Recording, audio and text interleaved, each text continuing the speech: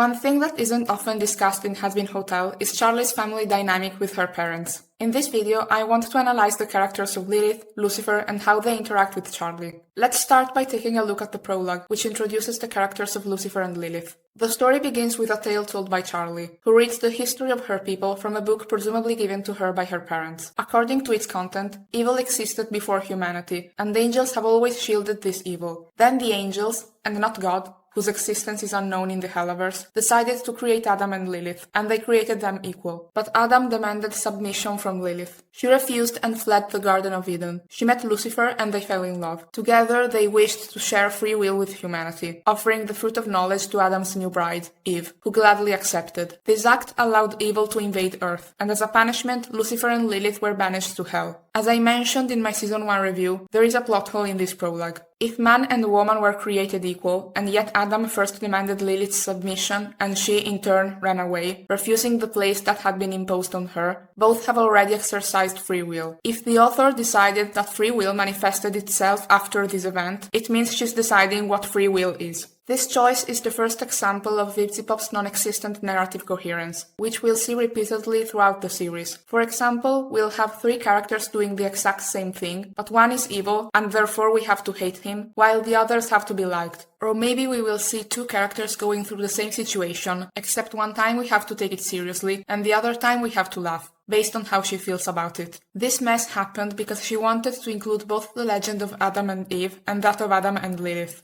Let's explain why this choice doesn't work. Despite her absence from the Christian canon, the figure of Lilith has appeared in literature and art, but she is not a canonical figure in the Bible. Kinda like my beloved Divine Comedy, it's fanfiction. She served to distinguish the right woman from the wrong one. That is, obviously the right woman was the one who obeyed her husband, while the wrong one was the one who rebelled. Considering this, Vivzi probably thought to use her to show that instead, the right one is the one who rebels. This, however, creates a plot hole. Lilith comes from Jewish mythology, which, however, doesn't take into account original sin. In fact, according to the Jews, man is not born a sinner, but is instead born with free will. For this reason, original sin and Lilith are incompatible. The reason why Vivzipop's scenario doesn't work is that it takes Christian morality and places it at the center of a Jewish system. Obviously, you can't get an intelligent argument out of something like that, because the two religions start from different assumptions. In the first one, sin doesn't exist because the Jewish afterlife doesn't function based on guilt and sins, while the Christian mentality does, and in that case, hell is forever because sins are perceived in a profoundly different way. Moving on from this, we are told that Lucifer is shown only the worst parts of humanity, never the good that comes from free will. It's obvious that if Lucifer saw only the worst, Lilith, who was with him, also didn't get to see the good in humanity. Lilith then began to inspire the sinners with her songs. They don't tell us exactly what that means, though empowering seems pretty explicit to me, especially considering heaven's reaction. The angels, to protect the good and innocent in heaven from the dregs of humanity, made a decision that Charlie tells us is heartless. I don't appreciate it when a work of fiction or its protagonist tells you how to feel about something. It takes away the viewer's ability to use their own mind. As for the heartless decision, once a year, the angels descend into hell and kill a few sinners. Charlie tells us this choice is heartless, but I don't see why. Why should I care if angels kill the souls of humans who only hurt others in life and deserve hell? One of my biggest problems with Charlie,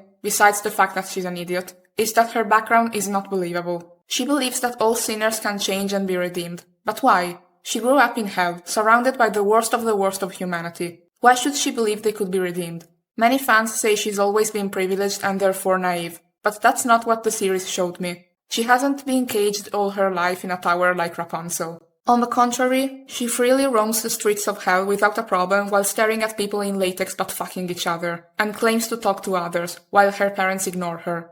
Let's try to see if by analyzing her parents we can also understand her upbringing. In episode 5, Lucifer says this. Alright, I mean, look, I love that you want to see the best in people, but these sinners? You know, they're just the worst. These are our people, Dad. I have to try. Our people, Charlie, are awful!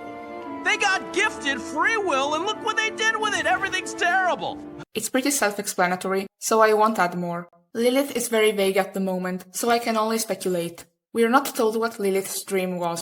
We are only told that she inspired demons, and they grew in number, and heaven was afraid. In season 2, Charlie says she wants to bring her mother's dream to life. Lilith's dream can't be redemption. How can she believe in it if she was the first sinner and then only saw other sinners in hell? So I ask once again, why does Charlie believe in redemption? At this point, she's chasing an ideal she doesn't even know why she's chasing. She doesn't even know what she's chasing, since she doesn't know how to redeem people. And it only happens by sheer luck because Vibsy decided so. Charlie doesn't actually know how to talk to people. It's not the author's intention, but it comes off as Charlie not having empathy toward others, only a vague understanding of how the human psyche and emotions work, without actually knowing what she's dealing with. So in conclusion, what am I watching? A series starring an idiot as the main character? That would be okay if at some point she experienced growth and began to change her simplistic worldview. But we already know that won't happen. And we know that the divine turkey who sees everything but does nothing will prove her right.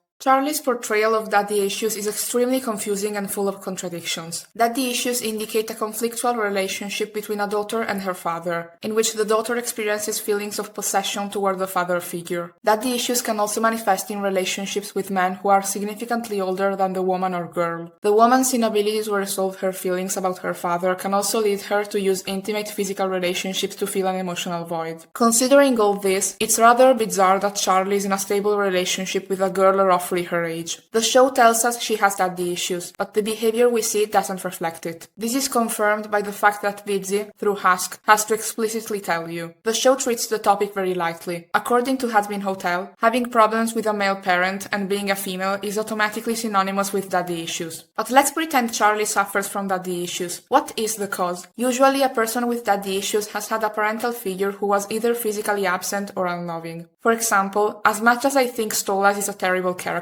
it makes sense that he has daddy issues. Aside from Lucifer's physical absence from Charlie's life, which seems to have only started 7 years ago, I still don't see any signs of daddy issues. As soon as Lucifer arrives at the hotel, he's very affectionate with her and is excited about meeting her girlfriend. This is very confusing for me, as this relationship wasn't written believably. If we take a look at the pilot, it had a better representation of daddy issues. Charlie, while speaking on the phone after the fiasco with Katie Killjoy, is looking for her mother, and not her father, and from what she says, it's clear that Lucifer thought she was a loser and that she couldn't live up to his expectations. Lucifer clearly comes across as a negative figure, which would make sense given that he is, Lucifer, and Charlie suffers from it. This isn't present in the series. Lucifer is the one who's anxious about meeting his daughter's expectations, which is the exact opposite of a parent who causes daddy issues. If anything, he's the one who has an inferiority complex toward his daughter. Instead of telling her outright that her idea is bullshit, he always tries to do so in a kind manner. He never talks to her as if he thinks she's an idiot. He just seems disheartened by his daughter's mission. Even though we've established that Charlie doesn't suffer from daddy issues, I still don't understand why she's mad at him. It could be because he hasn't contacted her except when he needed her in episode 1. However, we later find out that she too hasn't called him in 7 years, nor has she invited him to her house. So they haven't spoken in 7 years, but the only one who's made any contact is him, as shown in episode 1. So why is Charlie mad at him? It can't be because they haven't spoken for 7 years. After all, she didn't do it in the first place. So was there something going on before? Is it related to Lilith leaving the family framework? Did she leave because of Lucifer? We will never know over the course of 2 whole seasons, and by the time season 3 comes out, it will be too late to explain it. Guys, I know Vibsy Pop said that the next season will focus on the Morningstars, but these are fundamental dynamics that needed to be introduced right from the start. Otherwise, the viewer will be confused. I'm not saying that we should know what Lilith's plan is or why she's in heaven, but we should at least understand what relationship she has with her husband and daughter. To make an example, let's have a look at episode 1 of Neon Genesis Evangelion. By the time the episode ends, you don't know why Gendo abandoned his son, and of course you don't know what his plan is. But the relationship between him and his son is crystalline. His son resents him because he physically and emotionally abandoned him after his mother's death, and has now asked him to come to Neo Tokyo because he needs him to pilot a giant robot and fight this abomination. Shinji is rightfully pissed off at him, and his father appears as an unloving asshole with some obscure goal that will be revealed as the story continues. Shinji's daddy issues make sense, and this relationship is clear to understand right from the start, unlike Hazbin Hotel. In this show, things happen and you have to just accept them and let them go, even if they don't make any sense. Because as soon as you ask yourself one more question about this family, everything falls apart. So to recap, Charlie is mad at Lucifer because they haven't spoken in 7 years. Why haven't they spoken? What did Lucifer do to make his daughter mad at him? I don't know! Since she says they've never been close, why is she angry with him? If he's a distant father like Paimos or Gendo, she should consider him a stranger. Instead, she seems resentful, as if he's actually done something to her. We are deliberately avoiding talking about Lilith because it will serve as a plot device for season 3. I have the impression that Lilith is the one who put a barrier between them and is keeping them separated for some reason. But if that's the case, why hasn't she tried to contact her father all these years if Lilith was the obstacle? Charlie often takes the initiative, so why not? Then I thought that maybe she was avoiding him because Lucifer was the one who allowed the exterminations. And this reasoning might even be fine with me, if it weren't for the fact that I have no reason to believe in Charlie's ideals. The series has completely failed at making me believe that the redemption system offered by the Hazbin universe is correct. And I repeat that I don't care if psychopathic rapists and murderers get killed by angels in defense of the innocent. Above all, it's unclear why she believes in this cause. In season 1, the reason was her father's dream, but he never mentions redemption. And anyway, since when did Charlie know that Lucifer allowed the exterminations? If we take season 1 into account, we don't know whether she knew about it since she was a child. If we take season 2 into account, there was a retcon, and now the exterminations have only been happening for 7 years. This creates a plot hole bigger than the black hole from Interstellar, because if this book had been given to Charlie when she was a child and the exterminations started only 7 years ago, as they say in season 2, then this book contains events that still hadn't happened when Charlie received it. If we pretend that the part about the exterminations isn't present in the book and it's just Charlie describing more recent events, it's still a mess because it implies that up until 7 years ago everything was rosy for the Morningstars. And even if we pretend that the exterminations are the problem, she never discusses them with her father. So the real problem is that he doesn't believe in her. Miss Pipsy-Pop, if I'm allowed to ask, I have 2 questions. What is Lucifer's dream? And what about Lilith's? Obviously they don't talk about it. The show relies on the viewer being completely confused at this point, and trying to draw their own conclusions. I'm sure you probably thought, his dream was to give people free will. But what do rubber ducks and multi-winged swans have to do with it? He never mentions free will. In the prologue, the other angels had already labeled him a weirdo, before they created humanity. And in fact, they excluded him from the creation process. I don't know why. Since their leader is a yellow turkey, I don't understand why they had a problem with 6-winged swans. But whatever. Who am I to judge Golden Stolar's opinion after all? So Lucifer is sad because he couldn't create what he wanted. Tales about your lofty dreams. This whole situation makes no sense, and it seems like it was written by 10 different people who haven't spoken to each other. I noticed this photo in the background that shows the Morningstars as a happy, close-knit family. We just have never been close. Then it seems like the show actually gives an answer for why Charlie believes in redemption. As a child, she saw her father's impossible dreams and was inspired to dream of being like him. So Charlie is doing all this because her father wanted to do something impossible but couldn't. So she wants to prove that it's possible to do something impossible because that way her father is encouraged. She solves the problem with her father in this episode because the problem was simply that he didn't blindly support her ideas. Then Lucifer says that yes, he can arrange a meeting with the other seraphims, and that's it. A chat with her dad would have been enough to resolve this whole mess, and it could have been done in episode 1. Since I'll never get tired of thrashing this character and we're talking about the Morningstars, I will add this tidbit for you. It's something that I never see getting discussed. Charlie introduced her girlfriend to her father in episode 5. This is a very serious implication because it means Charlie has been subjecting Baggy to the risk of exterminations for years without any reason. I remind you that at this point in the story, Charlie doesn't know that Baggy is an angel. She believes she's a sinner. Charlie hasn't even tried to put aside her non-existent hatred for her father to ask him to protect her girlfriend from the exterminations. I'm sure that if she had asked Lucifer to protect Baggy, he would have done so. As we've seen, he's willing to do her favors. I'll rig the game for you because I'm the ref! He can potentially grant her anything. So I'm convinced that if she had asked for it, he would have done it. It's never mentioned within the plot, becoming another example of missing communication. The writer of a story is omniscient, but the characters aren't. This once again shows how awful Charlie's character is.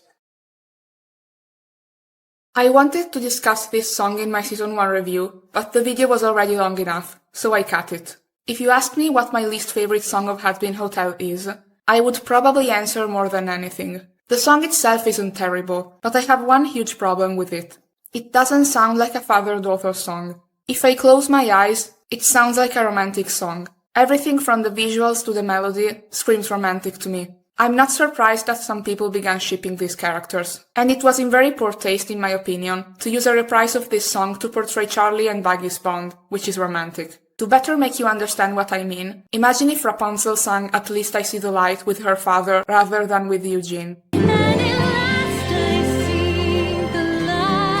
In conclusion, Hazbin Hotel wants me to be invested in this family's dynamics, but it fails because they aren't believable or just straight up not explained. Charlie's dream doesn't make sense. At the end of season 1, Lucifer doesn't know that Pensius is in heaven, so there's no reason why he should have changed his mind on redemption. It's unclear which role Lilith played in the family, which is something that doesn't intrigue the viewer but frustrates them, because this lack of explanation makes it hard to understand which direction the show wants to take. Mystery and clarity can coexist. At this point, let's wait and see what season 3 will have in store for us. Will it fix this mess? There is a tiny chance it will, and if that happens, I will take back what I said. But considering the writing for the first 2 seasons, I'm keeping my expectations low. As always, thanks for watching and have a great day.